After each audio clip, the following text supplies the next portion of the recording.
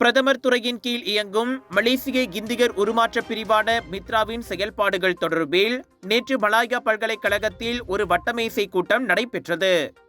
நியாட் ஆகமம் அணி மலேசியா ஏற்பாட்டில் நடைபெற்ற அக்கூட்டத்தில் மித்ரா தலைவர் பி பிரபாகரனும் பங்கேற்றார். மித்ராவை பற்றி மேலும் தெளிவாக புரிந்து கொள்ள உதவுவதை இந்த வட்டமேசை கூட்டம் நோக்கமாக கொண்டிருந்தது.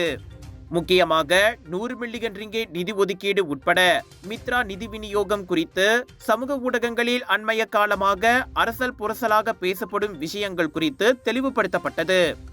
38 பேராளர்கள், அரசு சாரா அமைப்பினர், மாணவர்கள், முன்னாள் இராணுவ வீரர்கள் உள்ளிட்டோரும் இதில் கலந்து கொண்டு தங்களது கருத்துக்களை முன்வைத்தும் கேள்விகளை கேட்டும் தெளிவு பெற்றனர்.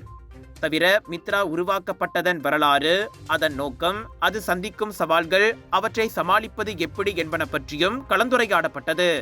வெளியில் பேசப்படும் விஷயங்கள் எந்த அளவுக்கு உண்மையானவை என்பது பங்கேற்பாளர்களுக்கு உரிய முறையில் தெளிவுபடுத்தப்பட்டதாக ஏற்பாட்டாளரான அருண் துரைசாமி கூறினார். 38 டெலிகேட்ஸும் ஏறக்குறைய 38 கோணங்களில் இன்றைக்கு இந்த டயலாக் நம்மளுக்கு வெற்றிகரமாக நடத்தி கொடுத்துருக்காங்க.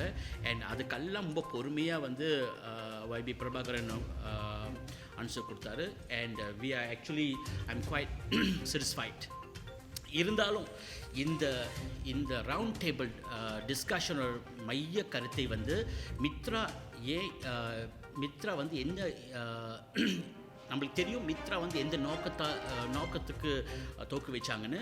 ஆனால் அந்த நோக்கத்தை அடையிறதுக்கு இப்போ மித்ராக்கு இருக்கிற பிரச்சனைகள் என்ன, அதை எப்படி நம்ம களையலாம். ஸோ இந்த விஷயந்தான் இன்னைக்கு பேசணும். ஸோ முக்கியமாக 4 விஷயத்தை பேசியிருந்தோம். மித்ரா பொறுத்த வரைக்கும் 3 விஷயம், அண்ட் அரசாங்கத்தை பொறுத்த வரைக்கும் மித்ரா தூது போகிறது ஒரு விஷயம். ஸோ மித்ராக்கு communication, information, and then definitely trust deficit, இந்த 3 விஷயம். and then அரசாங்கத்துக்கு ஹலத்துஜு. ஸோ இதான் இன்றைக்கு மையமாக நாங்கள் பேசின விஷயம். 4 அம்சங்கள் குறித்து முக்கியமாக விவாதிக்கப்பட்டது.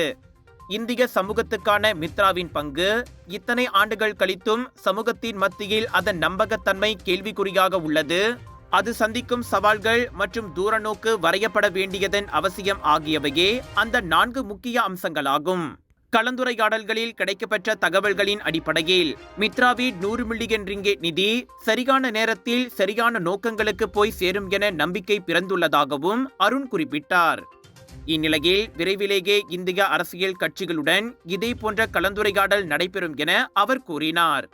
பிரபாகரனே நேரில் பல விஷயங்களை பகிர்ந்து கொண்டு தெளிவுபடுத்தியதாக மாணவர்கள் உள்ளிட்ட பங்கேற்பாளர்கள் தெரிவித்தனர்.